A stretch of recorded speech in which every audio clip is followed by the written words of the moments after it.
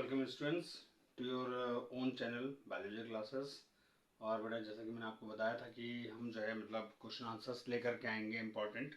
तो वो आपके सामने आज बोर्ड पे लिखा हुआ है टिश्यू चैप्टर का। तो स्टार्ट करते हैं जल्दी बिना टाइम वेस्ट करे हुए। तो सबसे पहले यहाँ पर जो क्वेश्चन है वो आपका है what is the main function of the epithelial tissue. यानी कि सबसे पहले क्या क्वेश्चन है, एपिथेलियल टिश्यू का फंक्शन यानी कि कार्य क्या है। तो जैसा कि आप जानते हो यहाँ पर एपिथेलियल टिश्यू की बात आ गई, यानी कि सबसे ऊपरी टिश्यू जो होता है यानी कि किसी भी ऑर्गन का या ग्लैंड का जो ऊपरी सतह जो फॉर्म करता है यानी कि उसकी लाइनिंग जो फॉर्म करती है वो कौन सी टिश्यू करती है, एपिथेलियल टिश्यू करती है। तो आपको ये याद रखना है कि epithelial tissue mainly forms the lining of the organs and glands. ठीक है, तो ये इसका आंसर हो गया। दूसरा आप देख लो क्या है, which type of tissue is responsible for movement, यानी कि कौन सा टिश्यू रेस्पॉन्सिबल है किसमें, मूवमेंट में, यानी कि बॉडी को मूव करने में। ठीक है, चलने फिरने में कौन सा टिश्यू हेल्प करता है। तो वो टिश्यू आपका कौन सा हो गया बेटा, ध्यान लगाओ कौन सा है, वो है मस्कुलर टिश्यू। ठीक है, कौन सा टिश्यू बेटा, मस्कुलर टिश्यू। क्योंकि मसल्स जो टिश्यूज होते हैं यानी कि जो मसल्स होती हैं वो आपकी बॉडी को मूव करने में हेल्प करती हैं with the help of contraction and relaxation. ठीक है ना, तो ये पॉइंट भी आपको याद रखना है कि muscular tissue is mainly responsible for the movement of the body. ठीक, तो ये इसका आंसर हो गया। फिर next third one is what is the main function of connective tissue. तो कनेक्टिव टिश्यू का मेन फंक्शन क्या, अब उसमें भी कई टाइप्स है, देखो सबके मैं टाइप्स बता चुका हूं, ये पूरा चैप्टर आपका फिनिश हो चुका है। टिश्यू के टाइप्स क्या हो गए, उनके भी सब टाइप्स क्या हो गए, उनके फंक्शन, सारी चीजें मैं ऑलरेडी आपके साथ डिस्कस पहले भी कर चुका हूं। अब थर्ड क्वेश्चन में कनेक्टिव टिश्यू की बात आ गई, तो फॉरन कनेक्टिव टिश्यू को सोच लो आप लोग, आपके माइंड में आ जाना चाहिए आंसर इसका कि कनेक्टिव टिश्यू का मेन फंक्शन क्या होता है, just to support the body. ठीक है ना, यानी एक तरह से बॉडी को सपोर्ट करना, बॉडी स्ट्रक्चर को सपोर्ट करना। इसी कनेक्टिव टिश्यू के अंदर अगर देखें तो कई टिश्यूज और भी आ जाते हैं। ठीक है, जिसमें आप लोग को मैं ऑलरेडी बता चुका हूं। ठीक, अच्छा फिर उसके बाद कनेक्टिव टिश्यू के बारे में हो गया आपका। अब आ जाओ फोर्थ क्वेश्चन पर, तो which tissue is responsible for transmitting nerve impulse. तो आप जानते हो नर्व इम्पल्स यानी कि वेली with the help of neuron से होता है। न्यूरॉन जो है कलेक्टिवली क्या बनाता है, नर्वस टिश्यू बनाता है, जैसे कि आपका ब्रेन हो गया। ठीक, तो यहां पर आपका आंसर क्या हो जाएगा, कौन सा रेस्पॉन्सिबल टिश्यू हो गया नर्व इम्पल्स की ट्रांसमिट करने में, यानी कि आदान प्रदान करने में, एक जगह से दूसरी जगह जाने में, किस चीज को, इंफॉर्मेशन को। इंफॉर्मेशन किस फॉर्म में है बेटा, नर्व इम्पल्स के फॉर्म में है। तो यहां पर आंसर आपका आ गया नर्वस टिश्यू। तो नर्वस टिश्यू जो है वो मेनली रेस्पॉन्सिबल हो गया for the transmitting of the information in the form of nerve impulse. ठीक, अच्छा अब आ जाओ नेक्स्ट जो फिफ्थ क्वेश्चन है, डिफरेंसेस हैं यहाँ पर मैंने 3 लिखे हुए जो आप लोग के लिए बहुत इंपॉर्टेंट है, इसको आप लोग अच्छे से कर लेना। सबसे पहला जो डिफरेंस है वो है स्ट्रेटेड और अनस्ट्रेटेड मसल्स के बारे में। ठीक है, तो स्ट्रेटेड मसल्स और अनस्ट्रेटेड मसल्स क्या होती हैं, क्वेश्चन में पूछ लिया जाता है। तो स्ट्रेटेड का मतलब क्या हो गया, जो स्ट्रिप्ड होती हैं, जिसमें धारियां होती हैं, मैंने पहले भी बताया होगा। तो ये एक्चुअल में स्केलेटल मसल का ही फॉर्म है, या स्केलेटल मसल्स के अंदर क्या होंगी, स्ट्रिप्स देखी जाती हैं, धारियां देखी जाती हैं।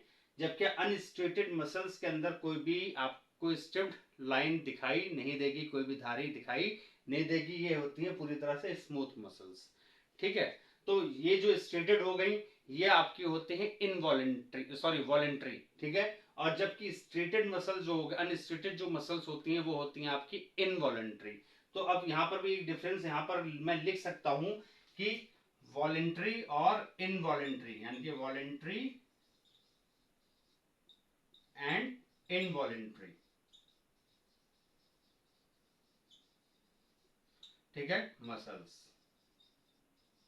तो इसमें भी डिफरेंस पूछा जाता है, ये भी आप लोग के लिए इंपॉर्टेंट है, ये एक पॉइंट आप यहां पर लिख सकते हो। ठीक, तो स्ट्रेटेड और इनस्ट्रेटेड मसल्स के बारे में आपको पता लग गया। स्ट्रेटेड आपकी हो गई वॉलेंट्री, यानी कि जो कि आपकी बॉडी मूवमेंट्स होते हैं आपकी इच्छा से होते हैं, वो सारा सारा स्ट्रेटेड मसल्स के थ्रू यानी कि स्केलेटल मसल्स के थ्रू होता है। जबकि अनस्ट्रेटेड मसल जो होती है वो टोटली इनवॉलेंट्री होती हैं, अनैच्छिक होती हैं, आप अपनी मर्जी से इनको हिला डुला नहीं सकते। ये सब ओन जो होंगी वो क्या होंगी, अपने आप ही उनके अंदर मूवमेंट होता है, मतलब वो खुद ही अपने आप वर्क करती हैं। जिसमें एग्जाम्पल को मैंने आपको बता दिया था, कि हार्ट का एग्जाम्पल भी आप देख लो, वो भी अच्छा खासा है। पेरिस्टल्सिस मूवमेंट मैंने बता दिया था, वो भी आपका एक अच्छा एग्जाम्पल है अनस्ट्रेटेड मसल यानी कि इनवॉलेंट्री मूवमेंट का, ठीक है ना। तो यहाँ पर ये सामने आपके आ गया, ये आप डिफरेंस जरूर करना है स्ट्रेटेड और अनस्ट्रेटेड मसल्स के बारे में। दूसरा आता है स्मूथ और कार्डियक मसल्स के बारे में। स्मूथ भी आपकी वही आ गई जो हॉलो ऑर्गन्स होते हैं, आपके इंटेस्टाइन वगैरह हो गया, ठीक है, या आपका फूड पाइप हो गया, ठीक है। तो उसके अंदर जो भी मूवमेंट होगा वो इनवॉलेंट्री होगा। और साथ ही साथ कार्डियक मसल्स भी क्या होती हैं बेटा, ये भी मायोजेनिक होती हैं, ठीक। इनका खुद का ही अपना क्या होता है, रिदम होता है, अपने आप ही ये क्या करते हैं, कॉन्ट्रैक्ट और रिलैक्स करती हैं, और इस तरह से हार्ट पंपिंग होती है, ब्लड पंपिंग होती है with the help of heart, ठीक। तो कार्डियक मसल्स यानी कि आपका, आप जानते हो हार्ट के अंदर ही होता है, तो ये इजिली आप बता सकते हो। स्मूथ और कार्डियक मसल्स के बारे में डिफरेंस पूछ लेते हैं। फिर नेक्स्ट आपके आता है कनेक्टिव और नर्वस टिश्यू के बारे में। कनेक्टिव टिश्यू क्या है बेटा, ये तो आप जानते ही हो, जो सपोर्ट करता हो आपके बॉडी स्ट्रक्चर को, बॉडी को, ठीक है। इसमें आपका ब्लड है, कार्टिलेज है, ये सबसे अच्छा एग्जाम्पल है। एडिपोज टिश्यू वगैरह भी इसी के अंदर ही आ जाते हैं, तो ये सब आप बता सकते हो, ठीक है। नर्वस टिश्यू में आपके न्यूरॉन्स आ गए। न्यूरॉन्स में अगर हम देखें तो स्पेशली क्या है, नर्वस टिश्यू है तो ब्रेन है, क्योंकि ब्रेन आपका पूरा न्यूरॉन से मिलकर के बना हुआ है। ब्रेन के साथ स्पाइनल कॉर्ड आ जाती है, फिर आपके मोटर न्यूरॉन्स आ जाते हैं, सेंसरी न्यूरॉन्स आ जाते हैं, ठीक। तो ये सब टोटली मिल करके आपकी बॉडी के अंदर जो भी कंट्रोल एंड कोऑर्डिनेशन होगा वो with the help of nervous tissue ही होगा, क्योंकि ब्रेन कंट्रोल करता है आपकी पूरी बॉडी के मूवमेंट्स को कहीं ना कहीं, ठीक है। हम सिर्फ और सिर्फ उसकी बात करें जो वॉलेंट्री है, ठीक है। इनवॉलेंट्री में भी ब्रेन अगर चाहे तो कंट्रोल नहीं कर सकता, ऐसे हार्ट बीट वगैरह, ठीक है ना। जैसे आपका पेरिस्टल्सिस है, इसको कंट्रोल नहीं कर सकता, ठीक है। लेकिन कहीं ना कहीं ब्रेन जो है कमांड दे सकता है कि हाँ भाई ये स्टार्ट करना है, आपको खाना खाना है, जब आप खाना खाओगे तभी तो पेरिस्टल्सिस स्टार्ट होगा, ठीक। तो ये एक तरीके से आपको समझना है कि ब्रेन जो है वो टोटली नर्वस टिश्यू में ही आता है।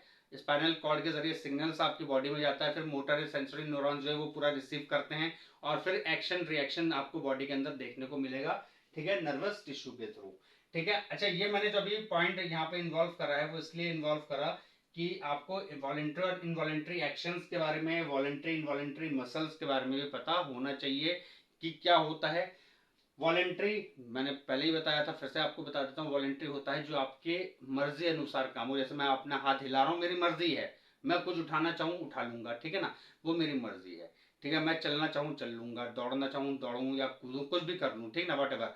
जो इस तरह का मूवमेंट है वो आपका वॉलेंट्री मूवमेंट के अंदर आता है, ठीक है।